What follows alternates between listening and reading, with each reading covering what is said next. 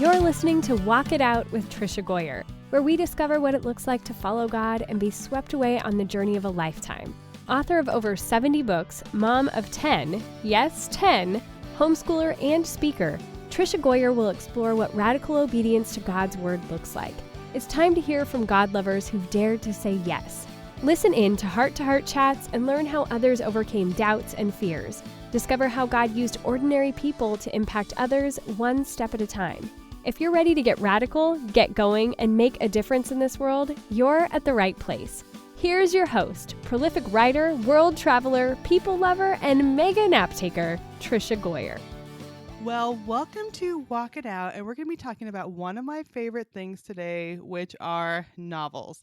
And I remember I was a little girl who, during the summers, would go to the library and would get so many books. It would weigh down the front of my bicycle as I was coming back from the library. In fact, once I had so many Nancy Drew, Little House on the Prairie, so many books in the front of my bicycle that when I was going down a hill, I flipped over the handlebars. This is how much I love reading, how much I love fiction. And when I open a novel, I usually have to tell myself, okay, only one more chapter, and that usually doesn't work.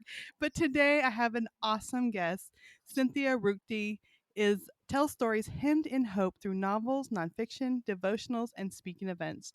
She serves as a professional relations liaison for the American Christian fiction writers and is a frequent speaker at writers' conferences across the country. She married her grade school sweetheart, and the two live in the heart of Wisconsin, not far from their 3 children and 5 grandchildren. So welcome, Cynthia.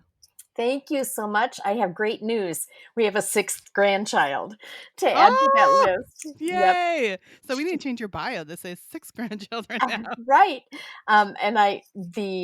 She's going to be 1 year old this weekend. So we are so excited about having that 6th grandchild in our brood.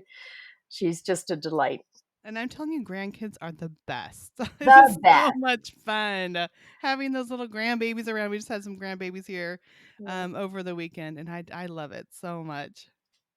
So we're going to be talking about your novel, Afraid of the Light. Okay, but before we jump into that, okay, I need to know this because it says that you married your grade school sweetheart. It didn't say high school sweetheart. I know. So I want to hear this story. Is that weird or what? So I moved from a town. Our family moved many times when I was young. I think I lived in 12 different houses by the time I was 11 or 12. And some of them were completely across the country from one another. My dad was in the Marines and in college a lot, so we moved quite frequently. When we moved then to the southwest corner of Wisconsin, on I think day 1 or 2 or 3, that we were actually living in a house on the corner of the school grounds. My dad was an educator, a music educator in the middle school, and from that arena in that corner of the school grounds, one of those first days, there was this really handsome 6th grader.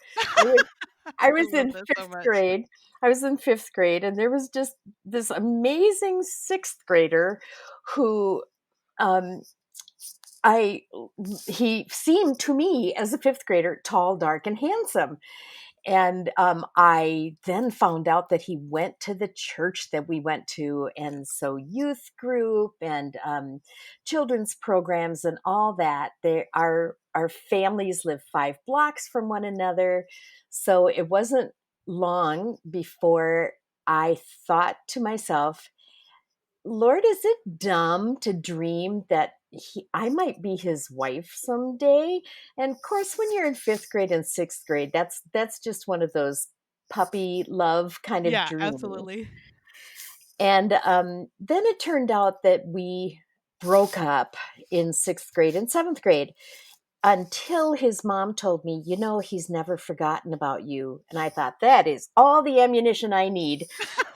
So throughout middle school, and then we began to date when we were technically old enough to date, and high school, and he went away to Bible college a year before I did, and then I joined him that next year.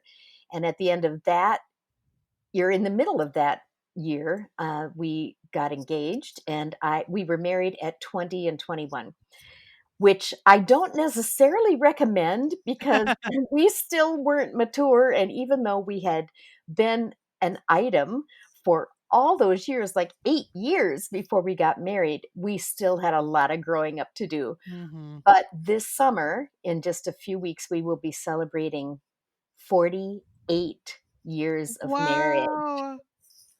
I love that story. That's awesome story. I got married when I was 18. Mhm. So, and John was 23. Yeah. And there's a Yep. lot of growing up that takes A lot place. of And growing up to it do. seems like we almost grew up together during those times with the kids. Yep, so true.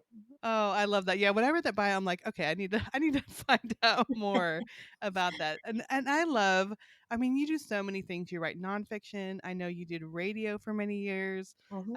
Your novels, I just enjoy them so much. And Mm. this new one, Afraid of the Light, I picked it up, and right away, um, there seems like there's just so many complexities to these characters, like from the Mhm. very first pages. So I would just love to hear, like, how did you get the idea for Afraid of the Light? And just give a little elevator pitch to tell people what Mm. it's about too.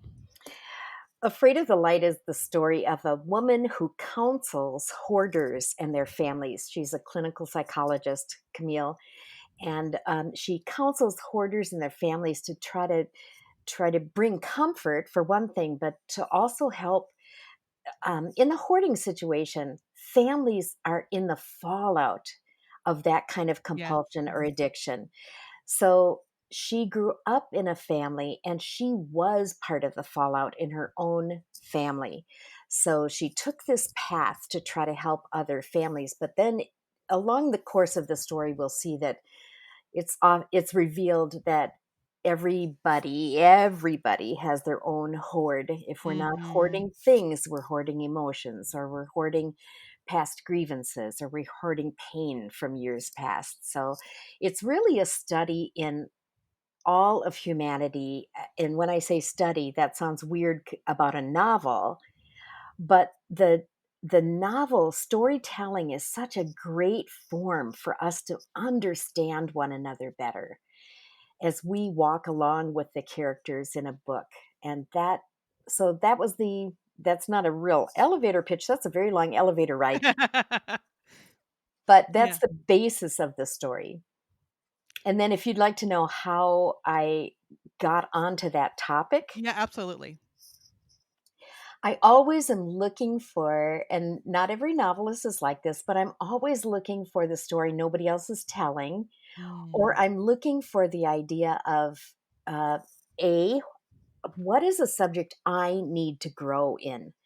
And I thought I was a compassionate person, but the more I dove into this topic, the more I realized that I had room to grow in compassion and empathy for people who are living a lifestyle like that, or who are troubled by addictions like that, that I have maybe shied away from because I didn't understand. I didn't understand what was going on behind. So, like a lot of people, I had seen some hoarder programs on television. And I'd seen the sensational extreme hoarder things, and I knew in my heart, and Trisha, I know you'll understand this because this is how you operate. There's got to be a story behind Yeah. this. There's got to be a deeper story behind it. So that's what drove me to dive in deeper. That is so good. And we watched those shows. My teens for a while were addicted to watching Mhm, all the hoarder shows, and it's like, oh my goodness. And and we always talk about, there are mental issues, there are mhm, family issues. There's so much more going on. I think sometimes, we get caught up and I can't believe they have that many gallons of old milk sitting around or mhm, whatever. Like, we're thinking about mhm, the things, but there really is a lot more deeper issues going on. And in fact, my son, who's 26 now, when he was in high school, one of his friends, his mom hired them to help clean out a hoarder's house. mm, And I think it was a property deal or something was going on where they had to clean out this house. and the people had to leave. Like she couldn't even be there while they were cleaning it out. But he said they were going through the living room and they had a son that was like a preteen boy. Mm, And as they were digging through, taking stuff out, like he said, Mom, the couch, you couldn't even first see that there was a couch there. But we saw years coming off. Like these are teenage clothes, preteen clothes, mm, elementary school clothes. And then like just layers and layers until finally on the first level of the couch was baby clothes. I mean, that is how many layers. And he just came home like talking about it, and and just realizing like there's so many more, like we see the external, mhm, but there's so much going on, which I love. That's what you are digging into. And even Camille, the person who is helping, right away from the very first pages, you're like, oh, she has a lot going on inside her. Like, what is going on with this yeah, girl? And I think that's what really draws you in. You realize that this is the person helping, but there's layers inside mm, her. What, even though she's helping people with the layers on the outside, there's layers inside her going on. mm. And isn't that true with all of us? Mm-hmm. Really, it may not be a mental health issue, it may not be a true addiction or compulsion, but many times many times we are better able to help others if we have our own issues, but sometimes we're trying to help someone else without having dealt with those issues Right. in our own life. And that we may have a measure of success, but we will have the most success if we are willing to let in the light, if we're willing to let that light come in and shine on the dark places or the murky places or the piles of things we have in our own lives. And when that happens, then we're able to peel back our own layers, or in this case, allowing the Lord to peel back the layers and bring us to a place where we can help other people from a place of health ourselves. That's so good. And really, it is. It's a story of freedom. There's layers Mm. of they're finding freedom as they go along, and I cannot wait to read more. Mm. I was up till like 1. I'm like, okay, I need to put this book down. I have things to do tomorrow.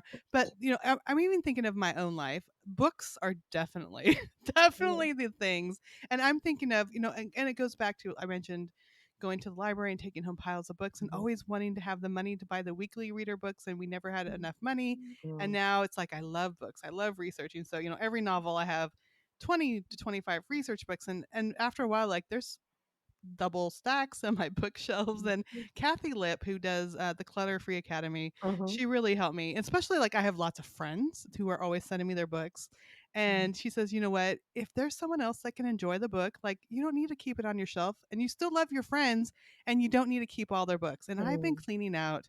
I've given away like 4 sets of curriculum in the last couple weeks. I've given away boxes and boxes of books to friends. I'm like, hey, your mom likes to read. Here you go. And it's bringing freedom to know that, yes, I still love my friends, but someone else can enjoy their stories now. And I think sometimes we don't look at it that way. We think, oh, I need to keep this because I might need it, or it's my friend, so I need to keep her book on my shelf or whatever. But really, it is freedom when we can give stuff away, when we can help other people instead of just piling up more and more. I had a friend who for years said, "Cute piles up." And that really struck me because I thought about the idea that it's not just the necessities that pile up. It's Hmm. not Hmm. just what we are heart attached to. And then, of course, in a hoarder situation, their heart is attached to everything, whether it has Right. true value or not. But isn't it symbolic of the way we walk through our lives, Trisha, and we find ourselves hanging on to the things that really don't matter as much as we thought they did? And that those things become tripping hazards for the things that really do matter in our lives. Sometimes it's a hobby that we're engaged in that all of a sudden we realize, wow, I'm investing so much money in this hobby and I'm turning away opportunities to minister to people, or I'm pushing my family away because this hobby is so important to me. Sometimes it can be as simple as an item that we might have a sentimental attachment to, that would be like um, my grandmother's china.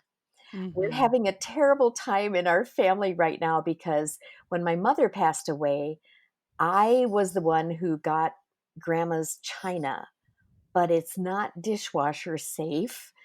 It's not a real pretty pattern. And all of a sudden, I'm starting to look at things differently, thinking if I kept one symbolic piece, of that china, is there not somebody else who could use this? And it may Mhm. not even be within the family, but think about the ways in which the tender moments of what happened in our family, which was, it was a good family. We always knew that we were loved. I didn't know my grandmother very well because she passed away when I was in first grade. But does having her complete set meet a need in my heart? Or do I have to sit down and think through, where's the best use for that? And is it going to be something that becomes a burden to me, that every time I rearrange the dining room, I'm having to figure out what to do with grandma's china? And I know that we're living in an era where a lot of people in the younger generation find no attachment to the things of the past, very Right. little. And when at first we might think, well, how rude. On second thought, we realize, wait a second, have we placed maybe an excess of attachment on a physical item when what we really want to cherish is the memory of that person? So if we have something, some one thing that we can hang on to that connects us to that memory, is that not better than having a pile of unused, or even not all that valuable anymore, but it's something that we have placed an undue attachment to?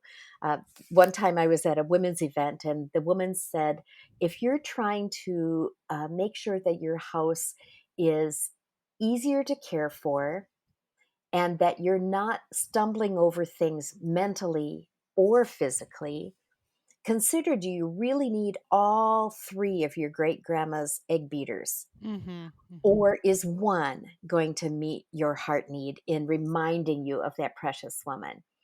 You know, antique lovers are going to say, "Oh, I'm turning this off right now because I cannot identify with this at all."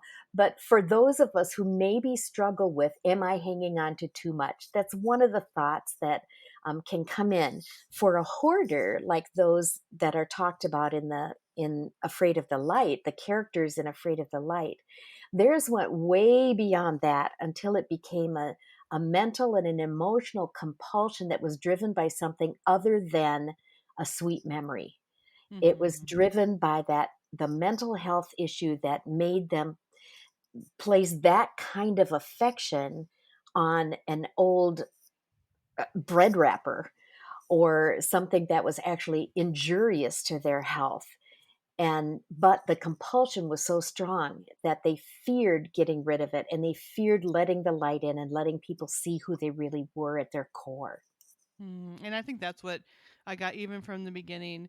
Um, you have these hoarders that are afraid of letting people in because they don't want them to see how they're living because they're reflecting that on themselves. Like, I don't want you to see me, see these Mm, things. And I think, oh my goodness, this is such, this relates so much to every one of us and what we want mm, to show other people. I mean, social media, we're posting like, this is so, look at how great my family is, or this is, wonderful. We're displaying what we want people to see.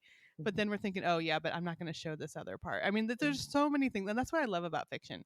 It is like, even as I'm reading your novel about these characters, I'm thinking of these things. I'm thinking of, okay, yeah, I'm getting rid of books, and thinking about, there's other things in my life that I don't want people to see, but what are those things, and how can I deal with them? And it's mm, all, as you're going through reading a novel, getting swept away in these characters. These things and these conversations are kind of going on in our own minds, and I think that is why I love. And you said, exploring all these elements in the pages of a novel. So I would love to hear, as you're going along, were there things that surprised you about mm. these situations and the characters? There were several big surprises. One of the surprises was how often family members feel as if their parent, let's say the kids in the family, whether they're adult children or teens or even younger children, when they have a hoarder who is a parent, they feel as if the parent is intentionally choosing their Mm, things over the child. Mhm. And what a heartbreak. And sometimes that it's not just a perception, that's what it truly looks like. But that's rarely or almost never what's really happening in the heart of the hoarder. It's the compulsion, it's the disorder that is making them act that way. But if you asked the mother or the father, are you choosing items over your children? They would say, "Absolutely not. I love my children." But the disorder is creating this scenario in which the children very much see evidence after evidence after evidence that what their heart needs is not being met in their parent because the parent has chosen this kind of a not chosen is in this kind of a lifestyle. Right. it, it's just like just about every addiction.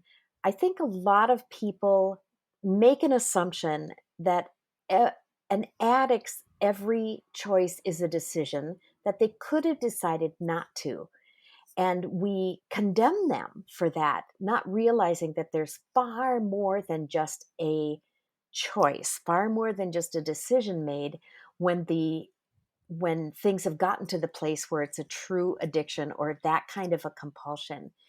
And rather than condemning them, there are other ways that we can make inroads into reestablishing those relationships and connections. And we know very well that love conquers all. Mhm. And whether that happens right away or it takes a very long time, approaching it from a loving perspective is certainly one of the things that Jesus taught. But beyond that, it's also one of the only things that works, and we can tell that with our own children. We can see that as we look around ourselves and at our communities as well. Another one of the surprises for me, Trisha, was that behind almost every hoarding addiction or hoarding compulsion is some deep wound. Mm, And if that's they good. had a tendency toward that, the wound just exacerbated it and made it explode until it was out of control. So, if we can kind of see how that would matter in our own daily lives with whatever people are going through, some of the hardest people for us to love, we have to stop and take a break and think to ourselves, what is the wound behind this person's actions? It places us in that spot of compassion ruling, as opposed to our maybe our natural tendencies or what would ordinarily come out of us, or griping about the person or wanting to stay far away. Instead, what they probably need is a listening ear. What they probably need is someone who will love them anyway. Unconditional love is is such a powerful thing. So finding ways to apply unconditional love when we meet up with, whether it's a grocery clerk or a member of our family who is, in our words, misbehaving, we can usually find out that there's a deep wound behind it. If we can get to what that wound is and help that person walk gently toward the place where the Lord can deal with that wound, then we're going to have then there is hope for reestablishing a strong, healthy relationship. That is so good. I love how you said, like, sometimes we just think it's a decision that they're making. And I've seen that so much dealing with kids from trauma. Hmm. I would always think, oh, they're just rebelling against me. They are purposely acting this way in anger. Hmm. And the more we went to therapy, I realized, like, this is a reaction because of the trauma in their past. It's Hmm. like the fight, flight, freeze. They are doing something as a reaction to their past. It's not like they purposely are just trying to ruin my day or to lash out angrily at me. It was because, and as they're dealing with their past traumas, I'm learning how to handle it. It's like I was disciplining things that are really just them trying to protect themselves over and Mm, over and over again. And I mm, think so many times we don't understand those reactions. We mhm, always think like people are making decisions because, we make decisions about stuff, but not mm, everyone is the same way. And then I also love how you said looking at their past and the wounds and even just simple things. It doesn't have to be huge. Like my grandma, she's 90, almost 91, and she lives with us. And I remember we went to Disney World, and she is very concerned about food. So, mm. we went and we ate lunch at Disney World, and, we're pushing around in her wheelchair, and she didn't finish her burrito at lunch. And so she's carrying around half of a burrito for hours. And we're like, Grandma, no, like this is old now. We need to throw it away. No, I'll eat it later. You don't need to spend more money on food. It's fine. And finally, we had to like slip it away and throw it away because it would have not been good in the heat Mhm, to have her eat that. But then, as we're talking about this, I'm like, the kids are like, why does she keep hanging on to the burrito? The kids are like asking questions. I said, she was born in 1929. Her mhm, family lived in a boxcar. They did not have food. Like, food is very important to her. And just those little things when we understand people, I don't need to argue with my grandma for 20 minutes about her burrito. I could just, when she's not looking, we just slipped it away. We bought her other food and she mhm, forgot that she didn't have her burrito anymore. But, mhm, just realizing that people do have those stories, those things that they live through that sometimes we don't even understand. mm. So true. Our ability to walk through life, to walk it out, one might say, to walk through life with the assumption that people are hurting Mhm. on some level changes everything with us. If we're living a self centered, how this affected me, how badly I feel because of how they reacted to me or responded to me, or if we're making assumptions about their choices being wrong or foolish, we might even think that some choices are foolish. But we're missing out then on the big picture, and the big picture really is how do we respond when people that we care about, especially those that we care about, are embroiled in something that is so deeply buried that it doesn't come to the surface, or it's not explained, or your grandmother didn't say, I'm going to save my burrito for later because of my childhood. She may Right. not even be aware that that's the response or the reaction or how she's handling it. But imagine living life with eyes wide open. Imagine living life with an assumption of kindness and compassion toward other people. Imagine doing that with ourselves as well. We oftentimes are chiding ourselves about decisions that we've made and don't take time to ponder and think about, why did I do that? Oh, it's because the last time I held a job where the boss called me into the office, I was fired. So we have this response of Right. the boss is calling me into the office. I'm nervous. I'm tense. I'm ready for a fight. I'm ready to defend myself. But the freedom of living life with the positive assumptions, with the kind of assumptions that really are creating an atmosphere in which we will embrace other people until before we understand what's really going on behind the scenes. Mm, that is so good. And I think we can start to see that in ourselves, and especially when you're reading a novel, you can start seeing like, okay, I can understand this about myself. But I love how you talk about with your eyes wide open, seeing other people. And I found with my kids, with anyone really, naming their emotion is the Mm, biggest thing to helping someone. mm, With my kids, I have kids that will chew on their clothes mm, or break pencils to little pieces. I mean, all these things. mm, And I could say, stop breaking that, stop chewing your clothes. And mhm, instead, I'll say, I can tell you're anxious mm, because whatever's going on. You have an appointment tomorrow, mm, or you're going to meet new friends tonight, or you're starting your baseball tomorrow, or whatever it mhm, is. Naming the emotion and letting them know that you see that, and then it just like clicks in their brain because like you said, sometimes people don't even know what's going on, and that really really helps them. And I mean, I just love that it's through these stories that we write that we're able to dig into all these things. I never would have picked up a book on hoarding, Right, but, right, like a nonfiction book on hoarding, but right. then Me I'm just neither. swept away with the characters. Mm. Well, and I love having that avenue. The storytelling has always in my own life been the route to my heart is through Mhm. storytelling, and I think there are a lot of us that would say the same thing. So it's risky, even as an author, it's risky to take on a topic.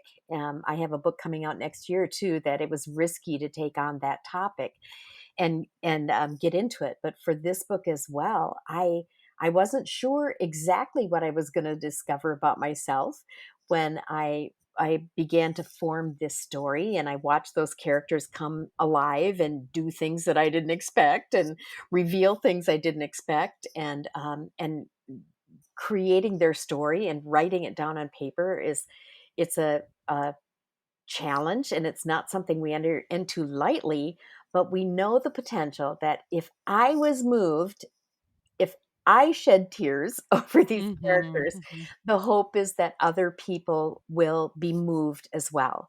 And that and with Afraid of the Light, it was one of those things that I I had to find a unique method that the expert could be sharing some information without it looking like sharing information. But what turned out in the end, that even though I had her tool be her podcast where Right. she could be really thinking through her thoughts well, um, and then have these secondary characters who would come in and be wisdom people, just speaking wisdom into her, and as well as the people that she was dealing with and their families as clients. um, I was discovering that there was time for me, even in writing the novel. There was time for me to process things that I maybe hadn't thought through before. But it also created a safe place for that to happen because I was seeing it in the characters Mm, first.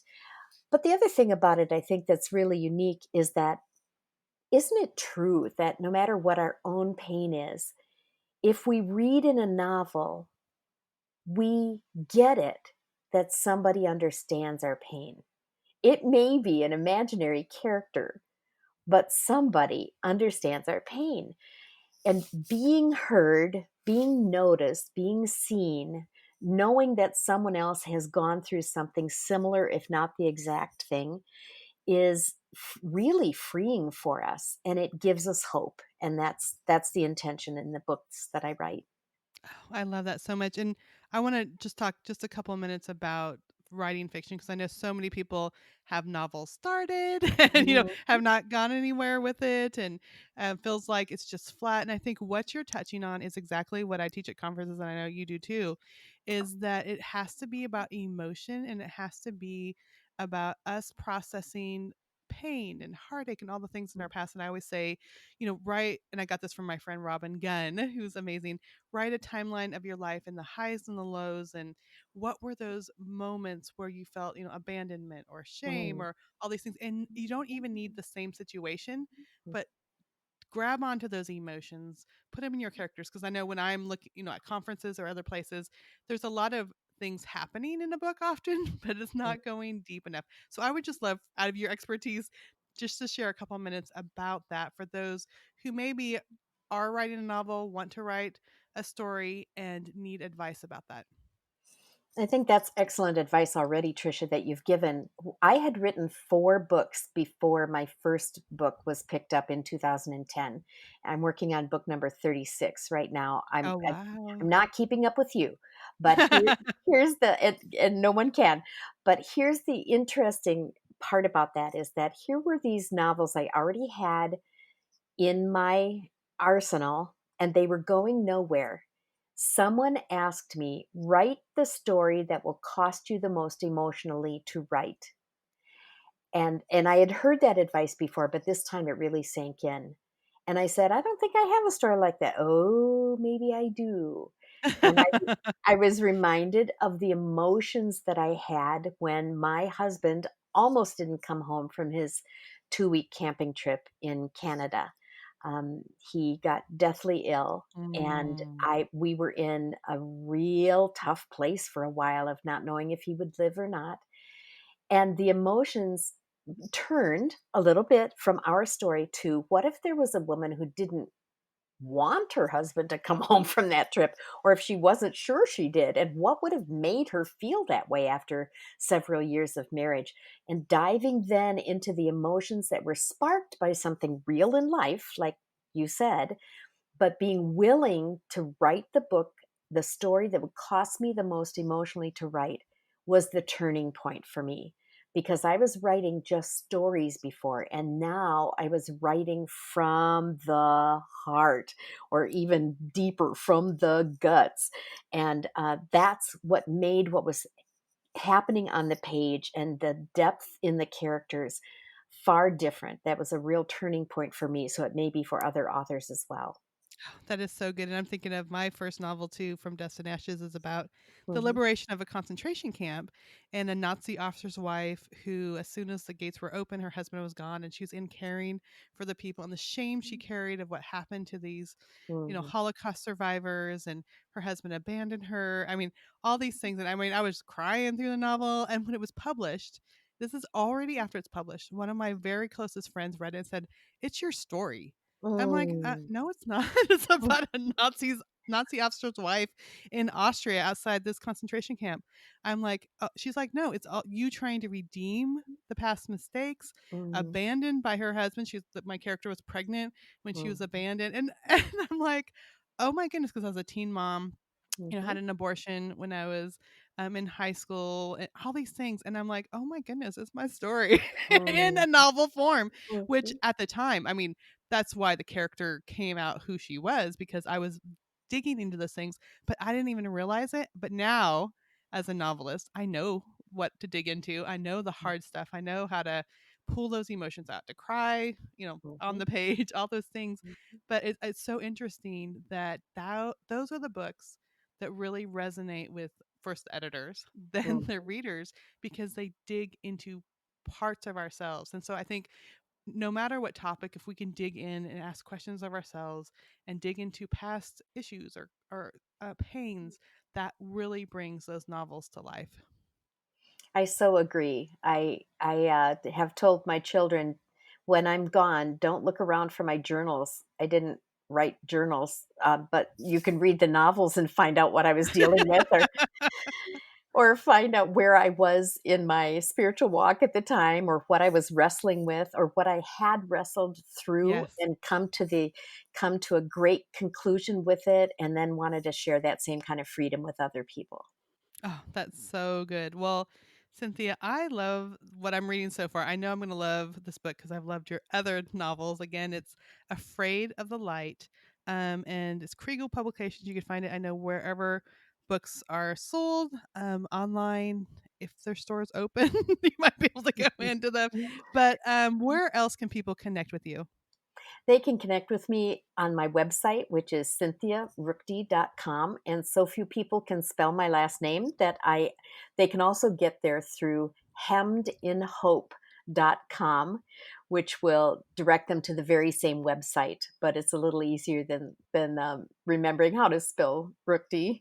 So that, and on Facebook, I'm on Facebook under my name, and Instagram and the traditional social media places.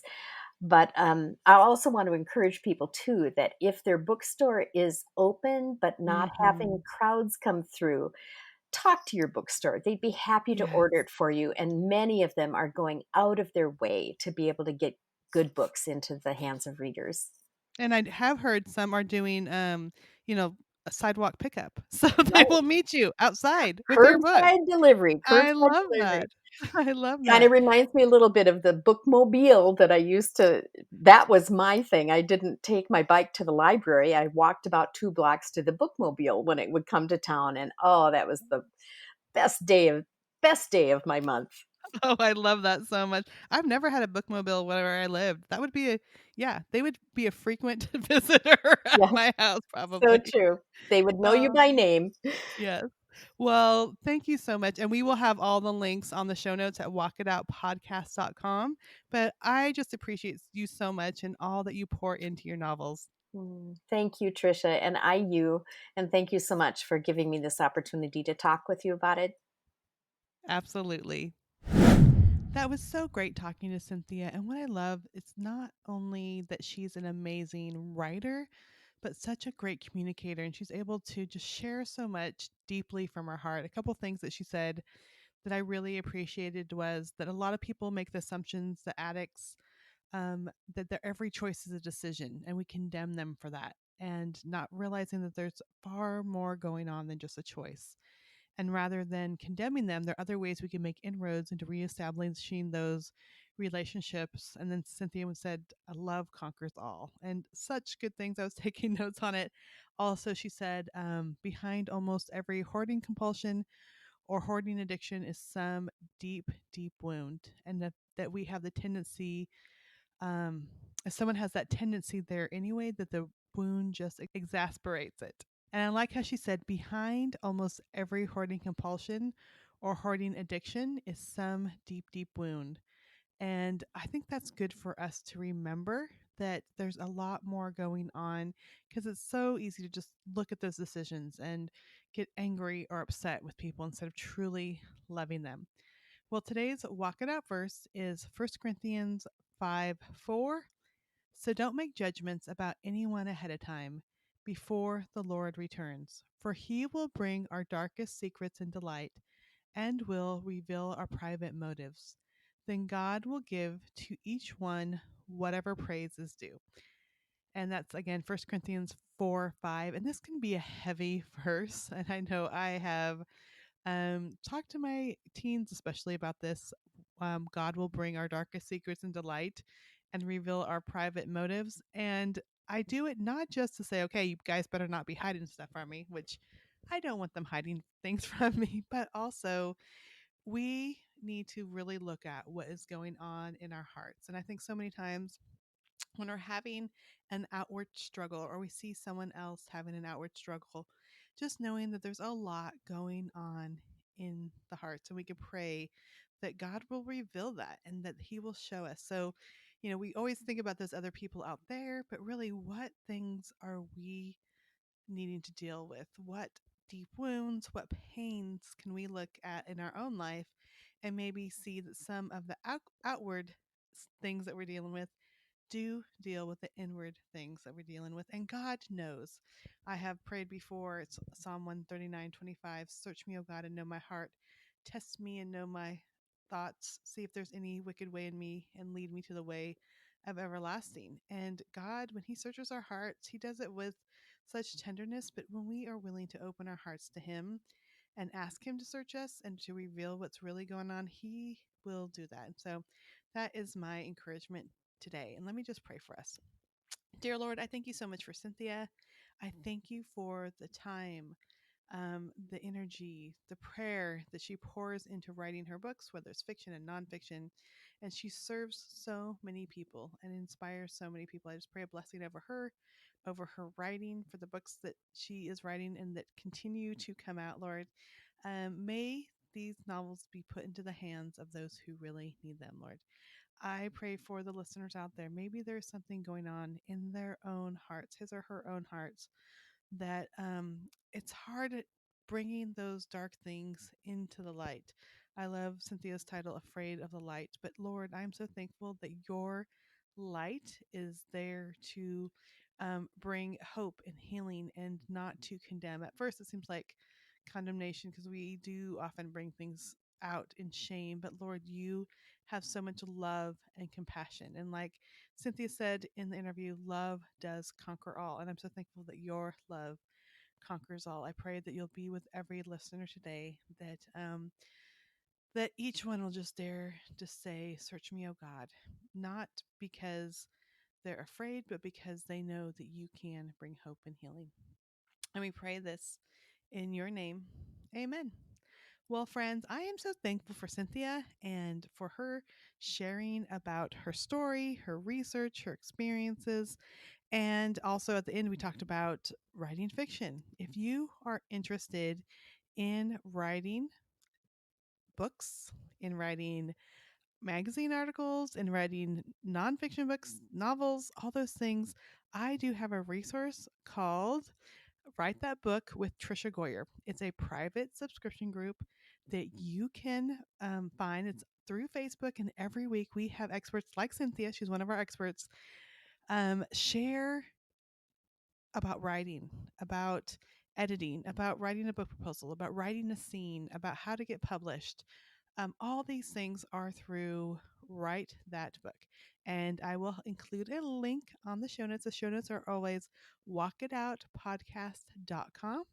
And I hope that you will be encouraged and inspired. And if you are interested in writing a book, don't put it off. Even a little every day, 30 minutes, an hour every day, you will have something by the end of the year. And so sit down, share your heart, pour it out. And just like Cynthia, you never know how people will be blessed and inspired by your stories. Thanks for listening to Walk It Out. Head over to the show notes for this podcast and all past episodes at www.walkitoutpodcast.com. If you love the show, share it with someone you know who can make a radical difference in the world. We love new friends. See you next time.